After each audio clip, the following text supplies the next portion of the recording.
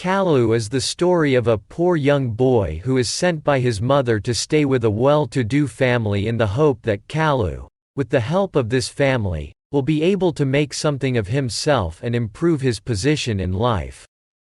But, ironically, Kallu finds himself in very unfavorable circumstances.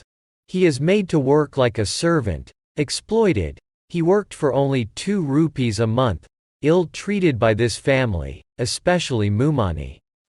Kallu bears all the indignity and hardship with a smile. Kallu has no time to play. But Kallu takes a liking for Salima Bai, the youngest daughter of Mumani, and the feeling seems to be mutual. One day Kallu, while playing with Salima Bai, asks her, in all innocence, if she would marry him, to which Salima Bai innocently says yes. Mumani, who is within hearing distance of the conversation, goes into a rage and throws a sandal at Kallu, which finds Kallu's nose and he starts bleeding. Kallu's mother, who was visiting her son then, sees a bleeding Kallu and creates a furore about it. Mumani throws both mother and son out of the house immediately. Kallu, like all servants before him, is forgotten very soon. But Kallu returns, years later, to the same town as a young and handsome Mr. Din, the deputy collector. Once again the relationship between Kallu, now Kalim Sahib for the family, and his earlier masters is renewed, but on altered terms. Ironically, he is accepted back into the family for precisely the same reasons for which he was thrown out in the first place, for expressing his desire to marry Salima Bai.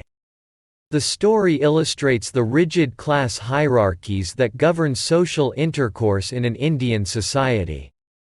The story also hints at the complex relationship between caste and class in our social structures.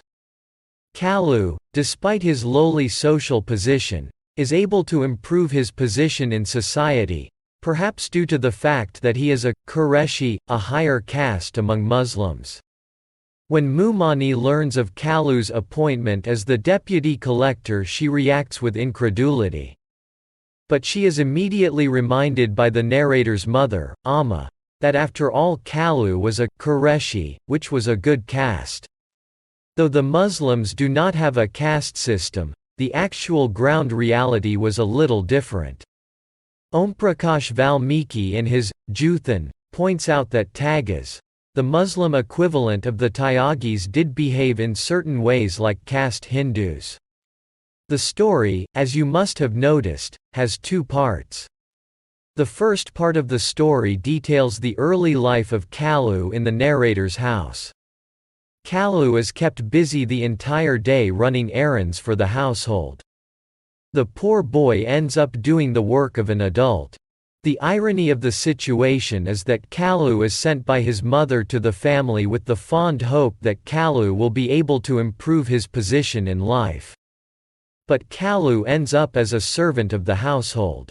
Though Kallu is the errand boy, he is treated differently by different members of the family. While Amma, the narrator's mother, treats Kallu with sympathy, Mumani Jan is harsh on Kallu and looks down upon him. Amma seems to be indulgent towards Kallu. Once Kallu is asked in a lighter vein who he was going to marry. Kallu, in all innocence, expresses his desire to marry Salima Bai, Mumani's daughter. Mumani's response to Kallu's innocent answer reflects Mumani's attitude. She not only abuses Kallu but also boxes his ears as well. Mumani rejects the idea of Kallu getting married to Salima Bai because of Kallu's social status. The second part of the story presents an entirely different situation. In the course of life, the social status of Kallu as well as the narrator's family has altered. Kallu, now, has achieved a higher social status than the narrator's family. He is the deputy collector.